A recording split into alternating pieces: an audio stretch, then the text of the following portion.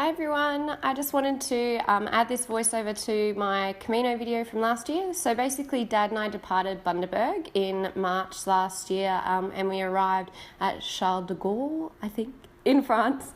And it was a really long journey. Obviously coming from Australia anywhere, it takes a long time. So once we got to Charles de Gaulle, we then caught a train to Bordeaux. And we were supposed to catch a connection straight away to Bayonne, but we had a few delays, so we ended up catching a very late bus. We stayed there for a night, 2 nights actually, and then we headed through the beautiful countryside by train to Saint-Jean-Pied-de-Port, which is a common place for people to start walking their Camino Francais, or Francaise, I don't know.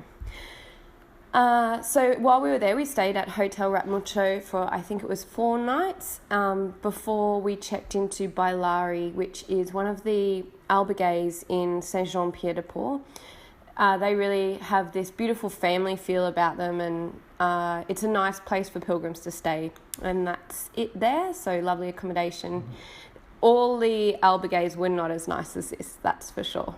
It was very nicely set out for us. The next morning we departed about 9 a.m. I think we would have liked to get away a bit earlier, but at Bailari they have a rule, I think it's you can't leave before 8 or something.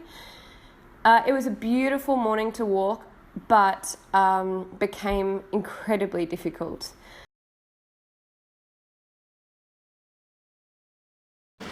Check out our view. You can kind of see the sun's coming out over the mountains. And then there's Pappy, and then a waterfall, the snow coming off the mountains. How far through do you think we are, Dad? How many Ks do you reckon we've done? I don't know, it feels like 150. It's probably about 25. I'd say maybe 15. Yeah. Come on. We ended up walking on a road for what felt like forever. And unfortunately here, where I am feeling so relieved by rounding that bend and seeing that we can take the trail downwards, we realised that the trail had been cut off by the snow. It wasn't safe to take, and so we actually ended up going up to the right, and we stayed on the road the entire way up to Roncesvalles. The next day we actually only walked 13 Ks and stayed at Viscaretta with Barbara and Istvan, and after that we were on to LARRASOANA and made it 15 Ks before doing another 15.5 to Pamplona. It was a really warm day walking into Pamplona, and we actually ended up staying for 3 nights there, mostly because my feet were in a lot of pain. Day 5 of walking, Dad? Is it? I think so. Where are we? Do you know? It's Steph. I think we're going up there. Yeah. And eventually we made it to the top of Alto del Perdón, which is where the beautiful iron statues are. It's a great pilgrim monument, and it was really the first pinch yourself moment on the Camino. It felt really momentous. But we soon fell into a good rhythm of iced feet, have some snacks and beer, and write into our journals wherever we were, hotels or albergues. The scenery was really stunning all the way along. I loved walking out of Pamplona, and a lot of the cities were so pretty. Here you've got some crosses that have been pushed into the side of a fence by the pilgrims. Each day we would try to have breakfast after walking for a while. Mostly it was because for Dad and I, it just agreed with us much better if we began walking and then stopped and had a bite to eat.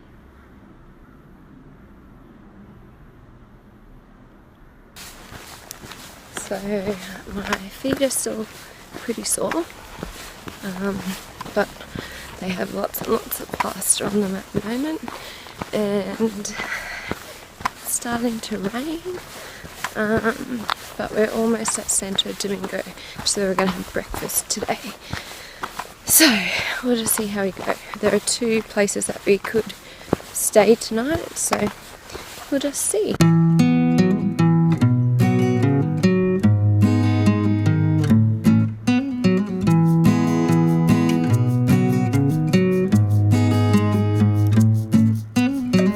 Just ahead here, one of the cars on the right was one of the Albergate owners. He actually drove back to the town prior to where we stayed the night before and picked up medication that Dad had forgot. There's his car just over on the left of screen.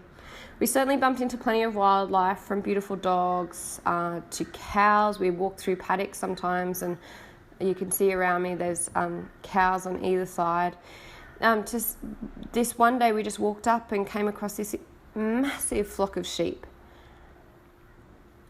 So it's quite bizarre to come across other people just going about their day-to-day lives while we were, I don't know, kind of just walking through ours. So we're just walking through, I guess, this kind of park area before we get to Burgos or Burgos, we don't really know. Hopefully it's not too far, but if you look, I don't know how to turn this around. If you look in front, you can see this path seems to go for a while. So, well, at least we're not on the road and the river's next to us, so it's quite pretty. We eventually arrived in Burgos. It took us quite a while to get in there. And here you'll see Dad holding my favourite bag. It contained my new shoes. So after 2 weeks of walking, I bought some new shoes and I did not have a problem after that. They were fantastic. We spent 2 nights in Burgos, and while we were there, we visited a beautiful cathedral. And we took a little train with some of our friends up to the Castillo, the castle, and had the most spectacular view of the city before we departed from Burgos and headed towards the Meseta.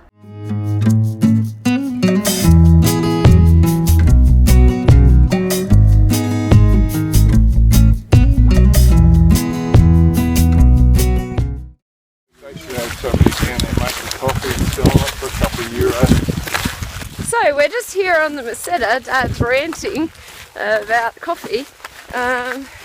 What do you think of the Meseta, Dad? What can I say, but it's the Meseta. It's much prettier than we thought it would be. Have a look. Basically it just is like fields. Dad went a little bit nuts on the Meseta. The weather along the way for us was rather temperamental, but we'd usually find a warm spot by the end of the day. Some days were much harder though. Here we stayed at Casa Nostra and it was icy cold. But thankfully we had a room to ourselves, and then we ended up in the pub where it was nice and warm, drinking some more beer. On this day we walked out of CASTROJERIZ, which was a lovely start to the day, and we walked across a Roman road, and then we walked up the most incredibly steep incline. Holy moly.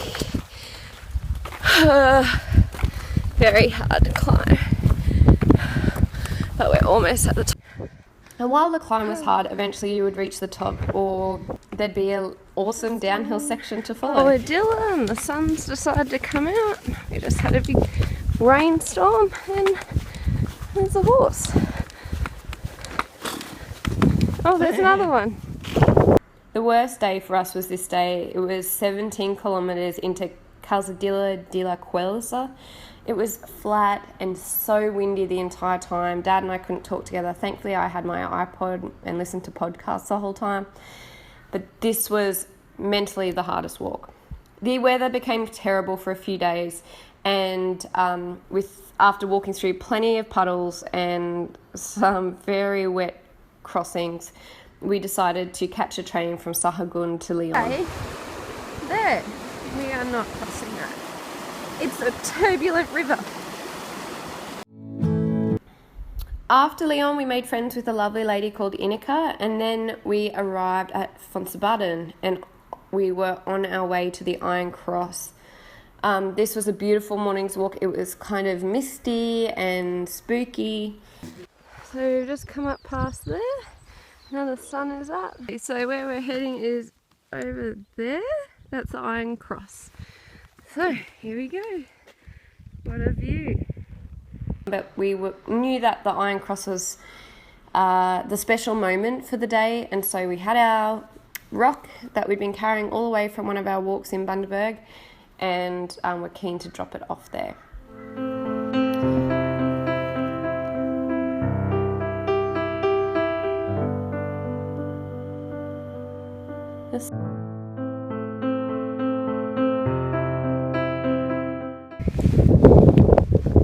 as you walk down, you can see the city in the distance.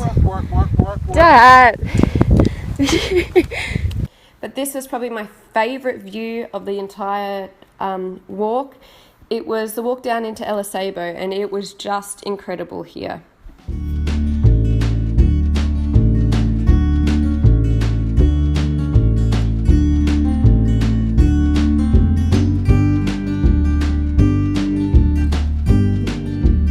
The walk into Villafranca del Bierzo was so hot this day, and Dad and I got pretty short with each other. He would not take that stupid jacket off.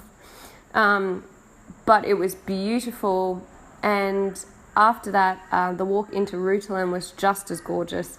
And we had a fantastic meal here with some of our friends that we had met along the Camino. Molly and Greg are here, our friend Jeff, a man we met, James, was here as well. So this is quite special for us because it really felt like a lot of the people that was sitting at the table we saw often. Good morning on the Camino. So up there where there's that little peak, and then over here above the sign, that's where we're going. So despite being a difficult morning's walk, the walk up to the top of Ocebrao was beautiful. It was so green, and to walk in through the shady valley and then up over the top was really special. The walk itself kind of goes through 3 stages. So there's 2 sort of stopping points, cafes along the way. We didn't talk a lot on the way up to the top because it is, you can't, you huff and puff the whole time, but you can see here it's just so beautiful.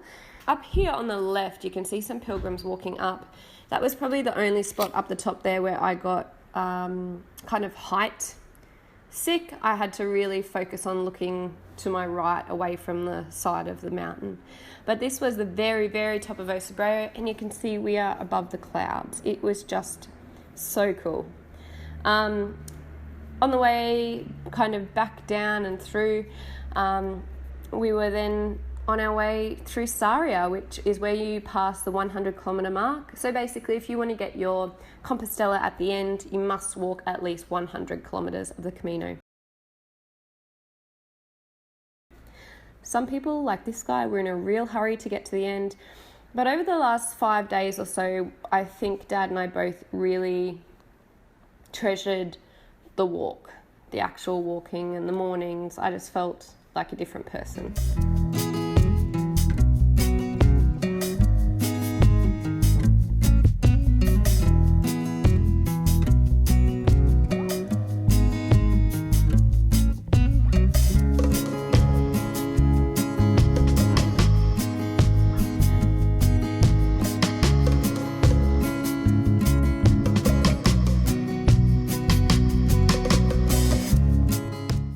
Eventually it started to feel a little bit like we were walking through home because the path became lined with eucalypts.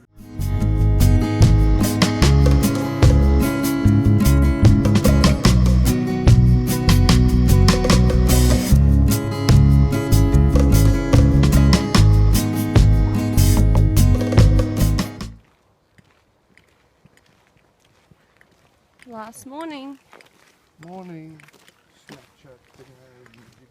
John, Catherine and Hans joined us for our last day's walk into Santiago, and it was a really weird feeling to walk there.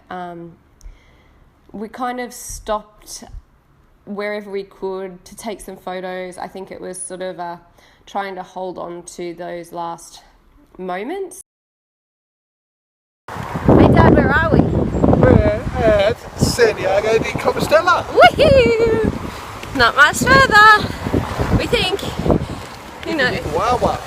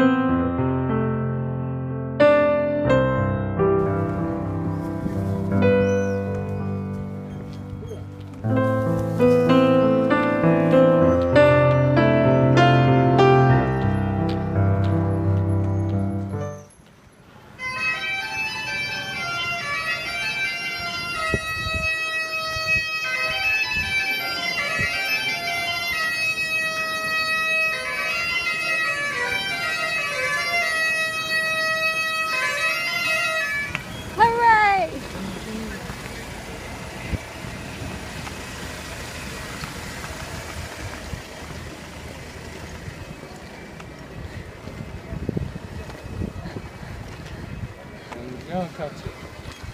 Don't touch the cathedral. Okay. Oh, God.